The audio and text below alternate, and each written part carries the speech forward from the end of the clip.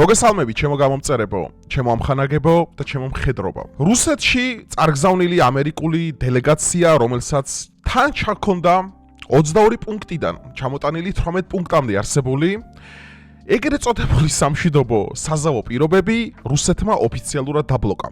და პუტინმა თქვა ესეთი რაღაც, რომ ჩვენ ამ ომში ვიმარჯვებთო და თქვენი შეთავაზებები იმის და მიუხედავად რომ ტრამპიდან დაწყებული დამთავრებული კონგრესამდე ყველანი პრორუსები ხართო და ფაქტიურად უკრაინის უდიდესი ნაწილი ჩვენ უნდა გადმოგვიფორმოთო, ანუ ფეხებზე ვკიდიაო რა, რაღა 4 ობლასტი დავიტოვოთ, როცა შეგვიძლია 5 და 6 ავიღოთო და პუტინმა გამოავლინა ერთი მთავარი, ესე ვთქვათ, პოლიტიკური განზრახვა, რომ მისი მთავარი მიზანია ოდესის ოლქის მთლიანად ჩაგდება და მთლიანად ჩაკეტოს უკრაინა და დაუბლოკოს მას ზღვაზე გასასვლელი. როგორც იცით მეგობრებო, ტრამპის ოფიციალურ დელეგაცია უიტკოფის ხელმძღვანელობით, სხვათა შორის ესწრებოდა ჩვენი ზიონისტი ძმა ჯარედ კუშნერიც ამ დელეგაციას ტრამპის სიძე და ჩემი თეორიებიც გამართლა, მოგვიანებით გეტყვით ამას. ჩავიდნენ დელეგაციით და მიიღეს დიდი უარი. დღეს მე გადავწყვიტე ხა ანალიზი ჩაუტარო ყველა იმ პროცესს, რატომ თქვა ვლადიმერ პუტინმა და რუსეთმა ოფიციალურად უარი ამ სამშვიდობო შეთანხმებაზე. ძალიან საინტერესო ვიდეო გელოდება, იმიტომ რომ ძალიან საინტერესო კარტები უნდა გავხსნათ მეგობრებო, ასე რომ დაალაიქეთ ვიდეო, გამოიწერეთ არხი, გაუზიარეთ ეს ვიდეო მეგობრებს, ასევე გამოყევით სოციალურ ქსელებში და თუ სურვილი გაქვთ, შეგიძლიათ დონაცია გააკეთოთ და არხს განვითარებაში დაეხმაროთ. მოდი შევაფასოთ ძალიან საინტერესო პროცესები. აგერ, ჩვენ ხედავთ კრემლში პუტინი როგორ უღიმის ამერიკის შეერთებული შტატების დელეგაციას. მოსკოვი, რუსეთი. ეს არის პატონი უიტკოფი, აგერ გადავიდეთ. ჯარედ კუშნერი. ამერიკის შეერთებული შტატების საგარეო პოლიტიკის მთავარი არქიტექტორი მეგობრებო, რავი, ტრამპის პირველი ადმინისტრაციიდან დღემდე. ეს არის ადამიანი, რომლის წყალობითაც ისრაელი ზეცასში აღიპყრო აბსოლუტურად ყველანაირად. ისრაელმა დაალაგა ყველაფერი. დედაქალაქი გადავიდა იერუსალიმში. დაიდო სავაჭრო შეთანხმებები და სავაჭრო, ესე ვთქვათ, სხვადასხვანაირი გარიგებები არაბთა გაერთებულ ემირატებთან, საუდის არაბეთთან, კატართან და სხვადასხვა იმ მტრულ სახელმწიფოებთან, რომლებიც ისრაელს სწრობდნენ, მაგრამ კუშნერმა დაალაგა ყველაფერი. კუშნერი, რომელიც მონაწილეობს ყველა საგარეო პოლიტიკურ შეხვედრაში შეერთებული შტატებიდან.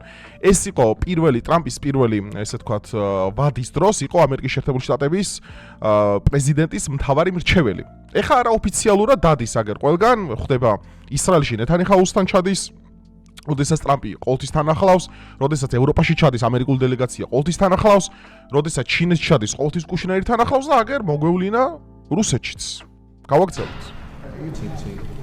აგერ ძმა ვაკიმყოფებიან მთელი ამალა, როგორც რუსები, ასევე ამერიკელები, აი ესე შესიცინებენ პუტინს. აი ესე. ეხლა ეს ხალხი ეხლა გამოვა და მე მეტყვიან, რომ შენც პრორუსი ხარო. შენი მთავრობას პრორუსიაო და საერთოდ პრორუსები ხარ თუ ყველაო და აგერ ძმაო ამერიკის პირადად ამერიკის თავარი წარმოადგენელი, რავი, ლაქია იმისავით შესიცინეს პუტინის სახეში და რავი, ამაძე დიდი პრორუსები გამზადებული, აი ლანგრით, ხო იცით, აი ხა ლანგრით რო საკვები შემომიტანონ რა. აი ესე ჩაუტანეს ყველაფერი 18 პუნქტი ოფიციალური შეთანხმება. ეგრეთ წოდებული ევროპული რედაქტირება, რაც არის ბლეფი, რა თქმა უნდა. ჩინეთის საგარეო საქმეთა სამინისტროდანაც ზიან აქ. ჩინეთი, ისრაელი, ამერიკა, რუსეთი, არც უკრაინა და არც ევროპა. აი გეი მილიტარისტებს მინდა უთხრა ეხლა. აი როდემდე უნდა გეძინოთ ხრმაძილით. აი როდემდე უნდა იტყუოთ თავი. ეხლა ტრამპის ლანძღვა დაიწყეს. ყველას მიწვევ, ხა ტრამპიც თურმე კაკების აგენტი ყოფილა, დღეს გავიგე. ხო, ნუ ეხა მე აგიხსენე, ხა ძალიან საინტერესო მოლაპარაკებები იყო, გაგიშლით ყველაფერს, ხა და განახებთ დეტალურად, აბსოლუტურად ყველაფერს. აი, სამი მხარე ხედავთ კრემლში. აგერ რუსებმა ამის პარალელურად, ეს არის 1 დეკემბრის კადრები. The Russian Defense Ministry video claims to show its soldiers in the center of the Ukrainian town of Pokrovsk. ეს დროშა მიუთითებს იმაზე, რომ ისაო რა ქვია, დაეცა ქალაქი პოკროვსკი, რომელიც გადაიბარეს რუსებმა.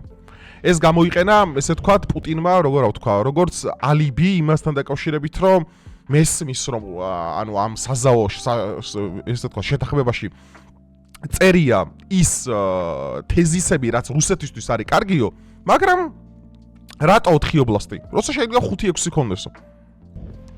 ხო, ეს არის პირველი დეკემბერს გამოქვეყნებული კადრები, რომელიც ქალაქი დაიკავეს რუსებმა. ეს მხოლოდ გეი მილიტარისტების ტვინშია, რომ რუსეთი ომს აგებს. და ეხლა მე მინდა განახოთ ახლა ძალიან საინტერესო პუტინის განცხადება, მეგობრებო, რომელიც აი ნახეთ, აი რა დღეშია შეხედეთ, დააკვირდით რა. ხო და უკრაინა არ აღიარებსო დაკარგავ. ეხლა იქაც ხო არიან ისინი, რა ქვია, გეი მილიტარისტები უკრაინაში და ეხლა არ აღიარებსო. დროშა ფრიარებს რუსულ და ეხლა ისინი წერენ, მათ შორის ქართული მედიები, რომ ეს არ დაუკარგავენ. რაღაც აფიო, აი ტოტალურ დელუზიასთან გვაქვს მეგობრებო საქმე რა. ნახეთ, ქალაქი რას გავს. ეხლა პუტინის განცხადებას მინდა მოусმინოთ რა. და აი მე აგიხსნით ეხლა საერთოდ რა ხდება აქ. Стране войны. И даже тогда, когда они пытаются якобы внести ისინი ომის მხარეს არიან, მაშინაც კი, როდესაც ისინი ცდილობენ რაიმე ცვლილებების შეტანას ტრამპის წინადადებებში, ჩვენ კაფეოდ ვხედავთ რას აკეთებენ. ყველა ეს ცვლილება მხოლოდ ერთისკენ არის მიმართული. მთლიანად დაიბლოკოს სამშვიდობო პროცესი. სხვათა შორის აქ ამ შეთანხმების მერე პუტინი დაემუქრა ევროპას. იმიტომ რომ ეხლა ევროპამ გამოვიდა ურსულა ფონ დერ ლაიანი და თქვა რომ ჩვენ საერთოდ რუსულ იმაზე გაზზე, ნავთობზე და ყველანაირ სასარგებლო წიაღისეულზე ვამბობთ უარს, ეს არის ენერგო დამოუკიდებლობის ახალი ერაო, განაცხადა იმათმა რა ქვია, აკაცუკოების მთავარმა დედოფალმა ბრიუსელიდან და თქვა რომ ყველაფერზე უარს ვამბობთ და ევროპამ ეხლა წარმოქმნა ევროპაში, ესეთი ტენდენცია, რომ თითქოს რუსეთის შემდგომი სამიზნე იქნება პოლონეთი, ბალტიისპირა ქვეყნები, შემდგომ ჩეხეთი, გერმანია და გამეორდება მეორე მსოფლიო ომიო რა. და პუტინმა თქვა ესეთი რაღაც, აი მოდი მოусმინოთ, რომ იმ მოთხოვნების წამოყენებით, რომლებიც მიუღებელია რუსეთისთვის. მათ ეს არ ესმით, ასე მოქცევით ისინი შემდგომ შეეცდებიან დაადანაშაულონ რუსეთი ამ სამშვიდობო პროცესების ჩაშლაში. ეს არის მათი მიზანი, რასაც მკაფიოდ ვხედავთ. როგორც მანამდეც ვთქვი, არ ვაპირებთ ევროპასთან ომს, თუმცა თუ კი ევროპას უცებ მოუნდება ჩვენთან ომის გაჩაღება და მას დაიწყებს, ჩვენც დაუყოვნებლივ ვიქნებით მზად. ანუ, როდი ახლა გავშალოთ ახლა. ეხლა უყურეთ როგორი თემა არის მეგობრებო რა. ევროპაში არსებობს უკვე ტენდენცია გეუნებით, რომ თუ უკრაინა ამ გარიგებაზე წავიდა, ну ჩიხშია უკრაინა მოქცეული ბუნებრივია, იმიტომ რომ ამერიკა აგერ პირველი შეთანხმება, როდესაც ზელენსკიმ დაბლოკა, მეორე დღეს მისი ადმინისტრაციის წევრს შეუვარდნენ კიევში, რომელსაც მოოქროვილი ტვალეტები ჰქონდა. კი, ეს ახლა ის გამოვიდაო, რა ქვია, უკრაინის კონტრისაო, რა ქვია, კორუფციული ისაო, ანტიკორუფციული პოლიცია შევიდაო, ახლა ზელენსკისთან დაახლოებულ ყველაზე ახლო პირთან. რომელსაც სახში ხალხო ქონდა ოქროს უნიტაზი. ანუ ოქროს უნიტაზი ქონდა, ოქროს. კაი, ოქროს მანქანა, ოქროს სახლი, ოქროს უნიტაზი. ხო, ნუ ახლა რა დონეა, ეს გასაგებია უკვე. ბიჭო, ეს რა არის საგანგაშო? ეს ადამიანი, რომელიც იყო ზელენსკისთან ყველაზე დაახლოებული, იყო მრჩეველი ბოლო 3 წლის განმავლობაში, როგორი იქნებოდა უკრაინის საგარეო პოლიტიკა. ერთ-ერთი მთავარი პირი იყო. ზელენსკის ამით გაუგზავნეს სიგნალი, რომ შენ უარს აქ ვერ იტყვი. თუ უარს იტყვი, აგერ ხვალსაკ შენ შემოგივარდება, რატომაც არა. ამერიკა შეწყვეტილია ყველანაირ დახმარება, ან უკრაინა არის დღეს კატასტროფულ მდგომარეობაში. აი უკრაინა არის აი ამასი ზავის შედეგად საქართველოს როგორც იყო, აი შუაზე რო უნდა გაიყოთ, ხო იცი? აი თურქებსა და ირანელებს, აი 1555 წელს როგორ დაახლოებით უარეს მდგომარეობაში გაცილებით რა. იმიტომ რომ აღმოსავლეთში მთელი ტერიტორიები რუსებს რჩებათ, დასავლეთში წიაღისეული იმათ ამერიკელებს. შუაში სადემარკაციო ხაზი და აგერ კუშნერი ტყუილად კი არ იჭდა აქ. წავა ახალ ისრაელი, ჩემი აზრია ეგეთი. ჩასახლება ხალხის მასობრივად, აქ საუბარი გვაქვს დიდი ბრიტანეთის ტერიტორიაზე ლამის ხალხნო. ეს რაღაც პატარა არ გეგონოთ. მთელი გარიგებები, მთელი რეკონსტრუქციები, მთელი გეგმები და მთელი ტერაფორმირებები გეგმება მანდ. ეს არის სიგნალი ხალხო, სიგნალი იმასთან დაკავშირებით, რომ თუ ზელენსკი ამაზე არ წავა, ზელენსკი შეიძლება საერთოდ გააგორონ. ანუ ზელენსკი სხვა გამოსავალს არ უტოვებენ, ანუ საკუთარივე ტყუილებში დაიხრჩობა და ისე დაასრულებს მაგ ყველაფერს. და ხა უყურე რუსეთს მადა გაიხსნა, ხო ხედავთ, აი ხა უყურე რა, მაიც სად არის? აქ არ ჩამიგდია. რუსეთს მადა გაიხსნა, ხა რუსეთს მადარაში გაიხსნა, ხა ხედავს, რომ ამერიკელებმა შეუწყვიტეს უკრაინას დახმარება, აღარ მიდის სატელიტური ინფორმაცია, აღარ მიდის დაზორვის ინფორმაცია, შეუწყდა სამხედრო დახმარება, შეუწყდა რაკეტები. ევროპას დედაქნატირებით ცალკე. ჩინეთი რუსეთს უდგას გვერდზე. კორეა რუსეთს უდგას გვერდზე. ირანი რუსეთს უდგას გვერდზე. ისრაელი ტექნიკურად კუშნერი რო აქზის და ისრაელი ამერიკა რამ გაყო, ხო? ისრაელიც ირიბად რუსეთს უდგას, ირიბად, რა თქმა უნდა. პირდაპირ არა. უკრაინა არის მარტო, რეალურად. დარჩენილი ბომჟებთან, ევროპელ ბომჟებთან, მაკრონი, კასტრამერები და ბრიუსელი და რაღაც ხალხო არის სასაცილო უბრალოდ რა. სასაცილო. თქვენ წარმოგიდგენიათ ეხლა რომ რუსეთმა თქვა ესეთი რაღაც რომ თუ მაგალითად ჩვენ ანუ განხილვის მთავარი საგანი აქ არის სულ რამოდენიმე ობლასტი, საუბარია ძირითადად მაინც დონეცკი, ლუგანსკი, ზოპოროჟიე, ხერსონი ნაწილი, ზოპოროჟიეც ბოლომდე არა, ნაწილი, მანტო რომ გახაც გარკვეული 20 თუ 15% ჯერ კიდევ უკრაინელების ხელშია და ბრძოლა როგორ მიმდინარეობს ხო გეუბნებით, ეს არის აი პირველ მსოფლიო ომში ერთგვარი ოლოუთვარი რა, ანუ ესე თქვა არის 1500 კილომეტრიანი ფრონტი და ხან რუსეთი გადადის, ხან უკრაინა, ხან რუსეთი, ხან უკრაინა, ხან რუსეთი, ხან უკრაინა და უბრალოდ დეზმეჩია რა, ხალხი ყრება უბრალოდ, საშინელება, უბრალოდ ჯოჯოხეთია. და პუტინმა თქვა ესეთი რაღაც რომ რატომ მაგალითად ეს 3-4 ობლასტი, როცა შეგვიძლია 5, 6 და 7 ობლასტი დაგვრჩეს საერთოდ. ანუ მთლიანად რკალი შემოვარტყოთ უკრაინას და ოდესა მთლიანად ჩამოვართოთ. ოდესა რომელიც არის ერთ-ერთი, რავი, აი გულაობიდან დაწყებული, დამთავრებული საზღვაო პორტები და ძალიან მაგარი ქალაქი. ოდესის ჩაკეტვით და ესე ვთქვათ, აი მოლდოვამდე ამ რკალის შერტყმით, ხო? რუსეთი უკრაინას აქცევს სრულ იზოლაციაში აღმოსავლეთში. სრული ზღვაზე გასასვლელს უკარგავს მთლიანად. ეხლა პუტინი გიჟი კი არ არის, რო თქვა უარი ამაზე, რომ არა წყობს ეხლა რატო ეხლა წამი ომს იგებთ. და მე მოვდივარ თქვენთან და გეუბნებით, რომ იცი რა, მოდი ბოლომდე ნუ დამიპყრობ, იმიტომ რომ კი თავზე გადავისხი რაღაცები შემეშალა, მაგრამ მოდი მაპატიე ეხლა. და დავრჩერდეთ ამ ყველაფერს. აი ეგრე იყო ნაცისტური გერმანია მეორე მსოფლიო ომში. ხა კაიტელი და ეგენი რომ დაუჯდნენ იმათმა და იმას რა ქვია ჟუკოვს რომ დაუჯდა მობოლოტოვი იყო ბოდიშით რომ დაუჯდა უთხრა რომ ანუ შენგან მხოლოდ ველით უსიტყო კაპიტულაციასო. მე ამან უთხრა რომ არა უსიტყო კაპიტულაციაზე გერმანია არ მოდისო და არ ხარ სხვა მდგომარეობაშიო. ანუ ომი გაგწაგებული, ომის როცა აგებ მეგობრებო, შენ აღარ მიგეკითხება უკვე საზაო პირობებზე. აქ არის გამოთქვა ესეთი უსიტყო კაპიტულაცია. ეხლა უკრაინის დაყვანა უნდათ მაქამდე რომ მოაწეროს უსიტყო კაპიტულაციას და ამერიკა აქ როგორ გამოვა, იცით რომ ჩვენ კი ვცადეთ ეხლა ძმაო, აგერ რუსეთმა გითხრა უარი. მე ეხლა საერთოდ რა თეორია მაქვს? ეხლა მე გეტყვი და ჩემი თეორიები რომ მართლდება და ყოველთვის წინ ხვდებათ მე ბევრს უკეს. აი სოფლიო ხალხო როგორა, მინდა ეხას უყუროთ ეხლა რა. აი ხა უყურეთ ჩემი თეორია, მისი ვიზუალიზაცია აგერ მოდი ჩავთოთ. აი ეს არის სოფლიოში არსებული ორი დიდი ბლოკი, მეგობრებო, უყურეთ. აი ეს არის სოფლიოში არსებული ორი დიდი ბლოკი. აი ეს არის შემდგარ ხელმარჯვენივ არის ორი დიდი ბლოკი. წითლად ამჟამად, ეხლა თქვენ რო გონიათ რუსეთი ამერიკა მტრები და რაღაც ღაპრები, არანაირი რუსეთ-ამერიკის დაპირისპირება არ არსებობს, არანაირი რუსეთ-ამერიკული მტრობა არ არსებობს, არანაირი მესამე მსოფლიო ომის საფრთხე არ არსებობს რუსეთსა და ამერიკებს შორის. არ არსებობს ესეთი რაღაც. რადგანაც ამერიკაში ზუსტად კულისებს მიღმა ის ხალხია, რომელსაც იგივე ხალხი, რომელსაც რუსეთს მართავს. აგერ გამოჩნდა კუშნერი იყო თავად ჩასული. ვინ არის კუშნერი? ამერიკის პოლიტიკის თავარი ერთ-ერთი არქიტექტორი.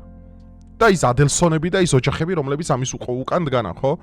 ანუ აქ სიონისტებზე საუბარი. ეს არის ჩემი ძალიან საინტერესო აზრი.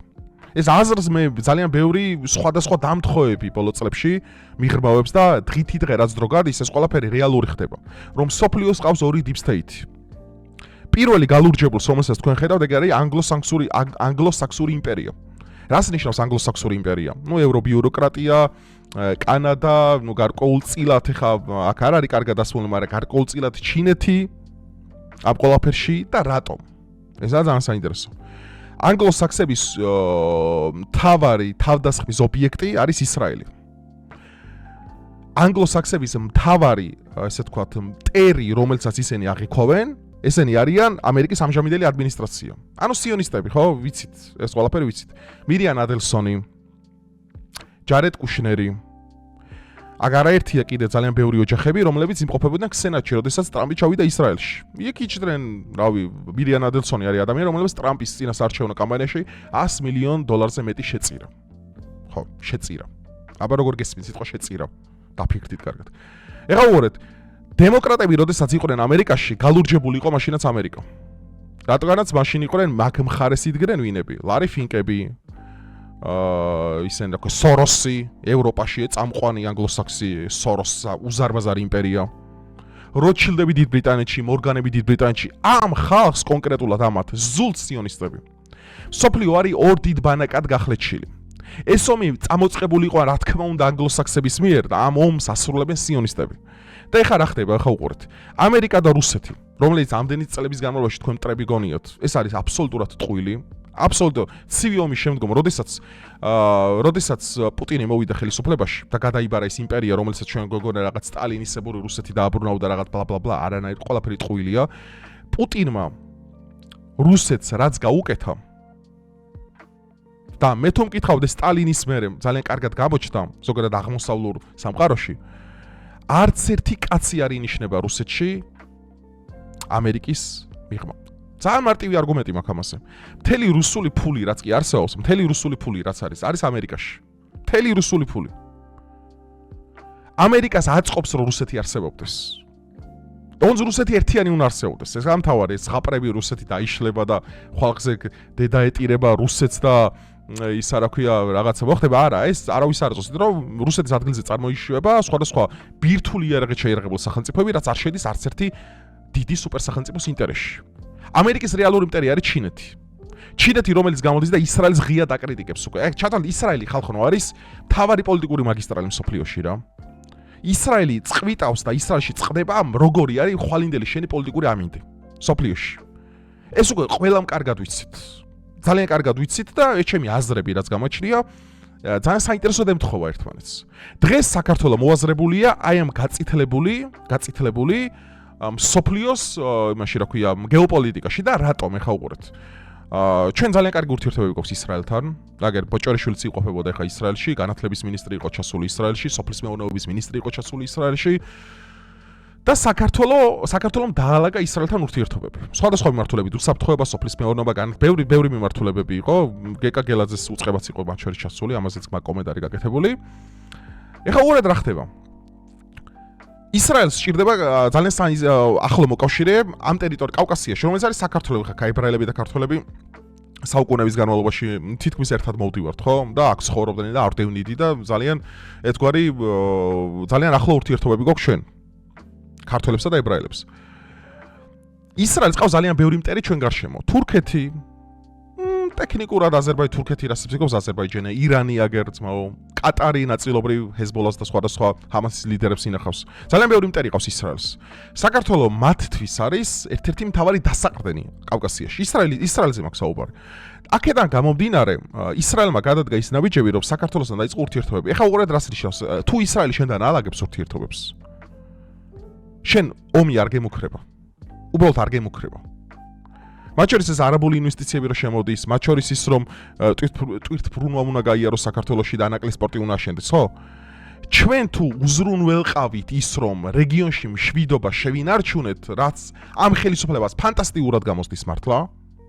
ფანტასტიკურად გამოსდის. ანუ ყველა მანევრი რაც ჩვენმა ხელისუფლებამ გააკეთა ბოლო წელიწად ნახევარ 2 წელიწადში თლიანობაში რა ვიყოთ ესე ვთქვათ სრულადიუში დაახლოებით 3 წელი ხო? ყველა გეოპოლიტიკური გათვლა რომ ჩვენ დაალაგებული გვაქვს ურთიერთობა თურქეთთან, დაალაგებული გვაქვს სომხეთთან, აზერბაიჯანთან, რუსეთთან გაყიდული გვაქვს ბუნებრივი და ოკუპირებული ტერიტორიები, ევროპა თვითს გვიქნებდა ვებლატავეთ და ამ ომშიც ვამარცხებთ მათ. ამერიკასთან გაყინულია ურთიერთობები, ისრაელთან აქტიურია, ირანთან გვაქვს დაალაგებული, ჩინეთთან სტრატეგიული პარტნიორობა. ანუ იდეალური გეოპოლიტიკური ამინდია საქართველოში ამ წუთას. და ჩვენ ეს ოჯახები რო ერთმანეთზე ეჯახებიან და რომ მიდის ამ ხელა დაპირისპირება და რო გვინდა რომ გადარჩეს, ხო? ჩვენ იძულებული ვართ და უნდა გავერთიანდეთ სწორედ აი ამ წითელ ბანაკში, რომელიც მოაზრებულია ჩემგან ეხა ხელმარჯვნივ. სხვა შემთხვევაში ხალხო, აი მე კიდევ ერთხელ პატარა ერს მომავალი არ უწერია. შენ თუ მანევრებს სწორად არ გააკეთებ, შენ თუ კარგად არ დასახავ ამ გეოპოლიტიკას, ვერ გადარჩები უბრალოდ. და ეს ზღაპრები ეხა ევროპა დაგეხმარება, ნატო დაგეხმარება, დაივიწყე აღარ არსებობს ევროპა თავის თავს აღარ ეხმარება. ევროპას აქვს უდიდესი კრიზისი.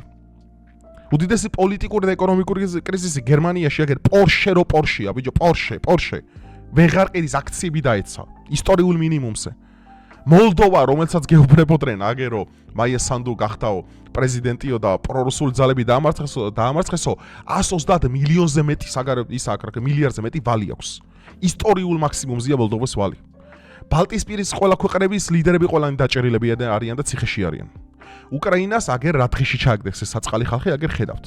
ანუ უკრაინა შეეწირა საკუთარი ტერიტორიული გაბარიტებიდან გამომდინარე ამ ანგლოსაქსებისა და სიონისტების დაპირისპირებას. და რო ამბობთ ტრამპი პრორუსიაო და ტრამპი პრორუსულ განცხადებებს აკეთებს, პრორუსული კი არ არის, მაგრამ რუსეთსა და ამერიკას ერთი ხალხი მართავს. ერთი ხალხი. ამაში 100%-ით მე დარწმუნებული ვარ. ეს მე ჩემი აზრი ახლა როგორ მიგიყვარო განახო, ეგ იგივეა ხა ღმერთი ჩამომიყვანე ციდან განახებ, ხო? როგორც მეტაფიზიკურ რეალობაში ვერ გადახვალ, იგივენაირად ამ არგუმენტს საკუთარ პრედიკას ვერ გაუკეთე. ეს არის ტყუილი აბსურდი სრული. შევნა დაინახო პროცესები. ხა მე ამ პროცესებს ვაკვირდები ძალიან ახლოდან. ეხლა მე რო დავიწყო აქ სათითაოდ, აი რომელი ოჯახი აქეთ არის ამერიკის შეერთებულ შტატებში, რომელი ისრაელში, რომელი იმაში, ხო? ჩინეთი ემუქრება ისრაელს. ბიბი გამოვიდა აგერ თქვა ქსენოჩი და თქვა რომ ჩინეთი ახლა მომავალში შეიძლება სამხედრო კონფრონტაცია და ტაქტიკური იმსენი რა ქვია სტრატეგიული პუნქტებზე დარტყმები განახორციელოსო. ჩინეთი რომელიც ხელს უქნებს ისრაელს. ჩინეთი თუ ისრაელს ხელს უქნებს, ჩინეთი ამერიკას უქნებს ხელს. ამერიკას ყავს ერთადერთი იმპერია, ეს არის ჩინეთი. აქ თემა როგორ მიდის, იცით, ხა ჩინელები ძალიან ჭკვიანები არიან, ეგეთი ნუ გონია, ძალიან ჭკვიანები არიან ჩინელები, ისე ნუ უყურებთ ამ ყველაფერს. უნდათ რომ რუსეთის ძალით ევროპა დაასუსტონ. ამერიკა ნახავ რას აკეთებენ ახლა უყურეთ რუსეთის ძალით ევროპა დაასუსტონ. უკრაინაში უდიდესი სადემარკაციო, ესე ვთქვათ, ბუფერული ზონები შექმნან, როცა ახალი ხალხი ჩაანაცვლონ. იცით ვიზე მაქვს ახლა მე საუბარი.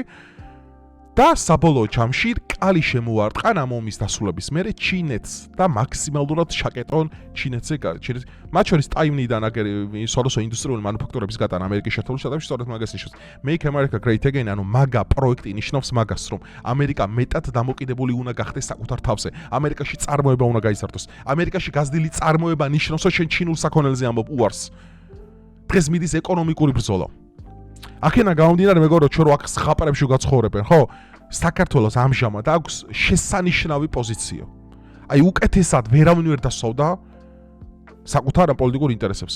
ყველა აგერ ირანთან და ისრაელთან რო შენ დაალაგებ ურთიერთობას, რომ ერთადერთი ქვეყანა ხარ, ვისაც ირანთან და ისრაელთან თანაბრად აქვს დაალაგებული, ესე ვთქვათ, დიპლომატიური ურთიერთობები. ვოლტაკ თავარი პრობლემა, ხა კიდევ ერთხელ ვიმეორებ, თავარი პრობლემა, რაც შენ უნდა ვიფიქროთ, განვიხილოთ და ესე ვთქვათ, საკუთარ თავს დაუსვათ შენ რომ პოლიტიკა არის ცვალებადი რამ, პოლიტიკა ყოველთვის იცვლება, ეკონომიკა ყოველთვის იცვლება, წარმოიქმნება პოლიტიკური კრიზისები, წარმოიქმნება ეკონომიკური კრიზისები, ედება სხვადასხვა ქვეყნებს ემბარგო, შედის ახალი კორპორაციები, იბეჭდება ახალი ფული, გაიცემა ვალები, ეს არის მსოფლიოს ყოველდღიურობა. ჩვენ თუ გავაგრძელებთ სწორი მანერებით სვლას, ბევრი ბენეფიტები დაგვრჩება, მაგრამ ჩვენ თუ ავათამაშებთ ტრაქს და დავიწყებთ ისე ევროპა, მე ძალიან გამიხარდა სხვათა შორის მინდა დავადასტურო აქ. ბევრი გამოვიდა ხა საქართველოში და ესე ვთქვათ შეფასებები დაუწყეს, რომ ისრაელის ხელისუფლებასთან რო გვაქვს ესეთი ურთიერთობებიო და იქ რაღაც გენოციდალურ მთავრობასთანო ხალხნო ამ რიტორიკით ვერ ვისაუბრებთ. ჩემზე მეტი ინფორმაცია თქვენ არ იცით, დამიჯერეთ. მე რაც ვიცი, ყველგან, მათ შორის ისრაელში რა ხდება და როგორ. ბევრი ინფორმაცია არ გაქვთ, მაგრამ საქართველოს ჭირდება ამჟამად ეს გეოპოლიტიკური ისა თქვა კოალიცია. ამ კოალიციის გარეშე ვერ გადარჩება. დღეს ჩვენ რო სიონისტებთან თანამშრომლობთ, ეს საქართველოს აწყობს. და თუ საქართველოს აწყობს, ყველამ ეს ქუდი უნდა დაიხუროს აბსოლუტურად. აი ეს არის ჩემი პოზიცია. მე არ ვარ კიდევ ერთხელ ვიმეორებ, შეერთებული შტატები, მე არ ვარ ჩინეთი, მე არ ვარ რუსეთი, რომ აწარმოოს ყველაფერი დამოუკიდებლად. და ხა ვიღაცებს რო ის სენტიმენტები ეწყებათ და ხოი ხა ვიღაცა გამოდიან ხა სხვადასხვა ბლოგერები და ამბობენ რომ აი გენოციდალურ ისრაელის მთავრობასთან როგორ აწარმოებენ ურთიერთობას. მიდი აბა პირში უთხარი. აი მიდი ახლა შენ ჩადი ისრაელში პირში უთხარი ეგ. აი მიდი. აი 24 საათი არ იქნება გასული, ისე გაქრები აი ორბიტიდან საერთოდ, აი ნაწილაკებად დაიშლები და რაღაც ერთგვარ სუპერპოზიციაში აღმოჩნდები კვანტური ფიზიკის ენაზე რო ვთქვით. სხვადასხვა მხრიდან რო შემოქმედავ, სხვადასხვა რეალობას დავინახავ. ხალხო პოლიტიკა ჩემი გრძნობები არ არის. მე შეიძლება ბევრი რამე ვიცი, მაგრამ ენა უნდა კბილები უნდა დავაჭირო ენას. ეს არის მთავარი. ენას კბილები უნდა დააჭირო, როცა დროა, ეს არის პოლიტიკა. თორემ მე ძალიან ბევრი რამე ვიცი, ხარ რო თქვა, იცით რამდენი, აი გავყვები 12 საათიან ვიდეო შეგიწერთ. რო გავუყვეთ. ამიტომ ჩვენ ამ კოალიციაში სადაც ხა ვიმყოფებით, ხო? ჩვენ უნდა მოვირგოთ ეს ყველაფერი, მეგობრებო, ჩვენ უნდა მოვიგოთ ჩვენი პოზიციები, განმამტკიცოთ ჩვენ ისინი. აგერ მე ძალიან დიდი, ესე ვთქვათ, მოდი ხა ძალიან დიდი ხარი მაქვს ეს გახსნილი. უფრო საინტერესო რაღაცას გეტყვით. მე საერთოდ ეგეთი ფიქრი მაქვს, რომ საერთოდ შეიძლება რუსეთი საერთოდ აომორ მე ევროპულ აღმოსავლეთ ევროპასთან. ევროპა საერთოდ დედაუტი, ანუ გეგმაში რაც შედის ხა ზიონისტების და ზოგადად ამერიკული მაგასი ხო, ეგ არის რომ ევროპას უნდა უტირონ დედა და ჩინეთს. ეს არის მთავარი ამოცანა მაგათი. ჩინეთი და ევროპა უნდა ფსკერზე ჩაიძიროს. ევროპას დედა აქ ნატირები, მაგრამ ჩინეთია ძალიან რთული საკითხი. ჩინეთია ძალიან რთული საკითხი. ამიტომ უკრაინას დაუთმობენ, მიუგდებენ გასაგლიჩად ბოლომდე, რუსეთი გაგლიჩობს უკრაინას, დაიტოვებს ძალიან დიდ ტერიტორიებს, ზღვაზე გასასვლელად უკრაინა შეიძლება საერთოდ სულ დაიშალოს. ზელენსკის დაკიდებენ ერთი ადგილით საბოლოო ჯამში და უკრაინელი ხალხი იქნება იცხოვრებს თავისი მთელი მომდენო ცხრათაობა, რომ ეს ვალები, რაც აღებული აქვს საგარეო მსოფლიო ბანკიდან, ფედერალურ რეზერვიდან, სხვადასხვა ამერიკული დახმარებები, ანუ იხმარენ უკრაინელ ხალხს იმის გამო, რომ ამერიკელები მერე გამდიდრდნენ და რუსები ცალკე. აი ესე გაიწირა საკუთარი გეოპოლიტიკური გაბარიტებიდან გამომდინარე, რომ ისტორიაში უკრაინა რამ ხელა, ხო? ეხლა ამ ხელა უკრაინას ესე ვერავინ ვერ დაგიტოვებდა შენ. ნიშნულოვანი არის ის, რომ ჩვენ ამ იმას არ უნდა შევეწიროთ და ჩვენ გადავიტანეთ სამი ძალიან დიდი ტალღა შეტევის. რომ ეს ყველაფერი მომხდარიყო, მაგრამ დღეს მე მიხარია, რომ ეს ყველაფერი ნელ-ნელა უკვე სრულდება. მაგრამ სიფრთხილეს თავი არ დგება, ყველაფერი შეიძლება ნებისმიერ წამს შეიცვალოს. კიდევ ერთხელ პოლიტიკარი მუდმივად ცვალებადი პროცესი. მე, რასაც ამ ვიდეოში ვლაპარაკობ, ჩემი ინტერესები კი არ არის. ეს არის საქართველოს ინტერესები.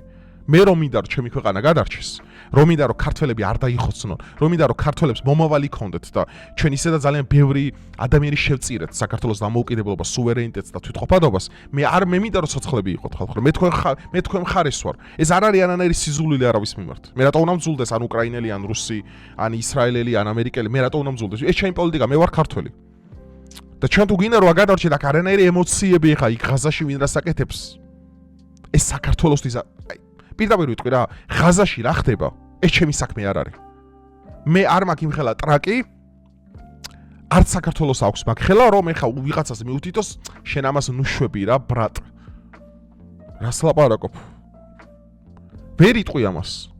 იტყვი და ვსო ბაბლიდან გარიცხული ხარ ეგრევე. და საქართველოს არ აწყობს.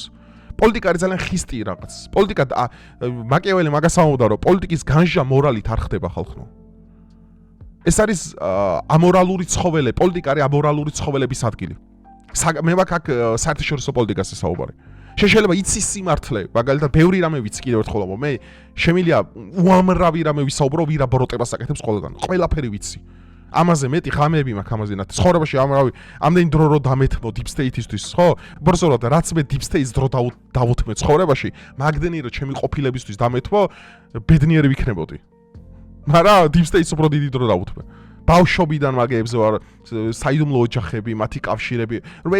ეს მატრიცა, რომელიც ხდება, გეი მილიტარისტები შერათ ხა, რო? მაგ მაგალითად, რავი ხა, მაკრონი იღვიძებს დილით საფრანგეთში და ევროპა ადარდებს, საქართველოს ადარდებს. კაი სტრამერი გამოვა პალესტინას აღიარებს, ეს კაი სტრამერმა თქვა, რომელიც დამოუკიდებლად ერთი ოთახიდან მეორეში გადადგომა არ შეუძლია. ხალხო, ეს არის ერთი დიდი სცენარი, რომელიც დაწერილია მე-20 საუკუნის შუა პერიოდში, რომელიც ნელ-ნელა სრულდება.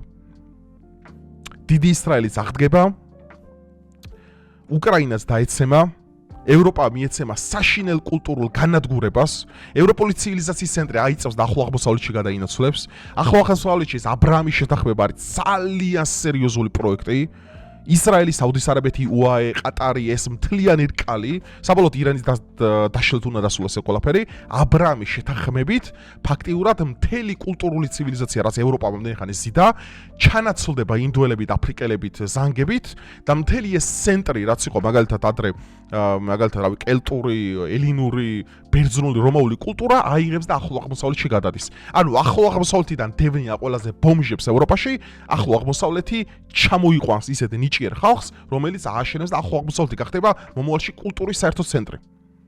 ახალი ცივილიზაციები, ახალი რაღაცები, აი საუდის არაბეთის ლაინ პროექტები მაგალითად, აბრაამის შეთანხმების სხვადასხვა ნაზირები, ემარი, რავი, იგლი, ყველაფერი ემსახურება ამას, მეგობრებო. დუბაის ნაირი გახდება მთელი ახლო აღმოსავლეთის ქვეყნები. მომავლის აი ინოვაციური ტექნოლოგიური ჰაბები, რავი, აი ხო გეუბნებით, ეს ყველაფერი რისთვის? ეს ყველაფერი იმისთვის, რაც ჩემი აზრია, რა თქმა უნდა, რომ უნდა აღდგეს დიდი ისრაელი. დიდი ისრაელში გაერთიანებული იქნება უზარმაზარი სახელმწიფოები. აბა ვის ადარდებს სირიის პრეზიდენტ წვერი გაპარსეს, ჩაიყვანეს თეთრსახში, ყავა დაალევინეს. Netflix-ი ანახეს. თვალებიდან გამოახედეს. ამერიკული ბურგერი აჭამეს. რატომ? დავსვათ კითხვა, რატომ? იმიტომ რომ სირია ჭირდებათ. მაქედან უნდა გაიაროს ახალმა გაზის მილსადენმა, რომელიც ამ მათხოვარ ევროპას მაღალფაში მიცემენ. ხედავთ რას აკეთებენ? აბა ვის ადარდებს სირია? ისრაელი რას აკეთებს? ისრაელი არის დეზინფექცია ახლო აღმოსავლეთში. პახ ვინმე რამე სიტყვის ბუხ დაბომბილია დედა აქ ნატირები.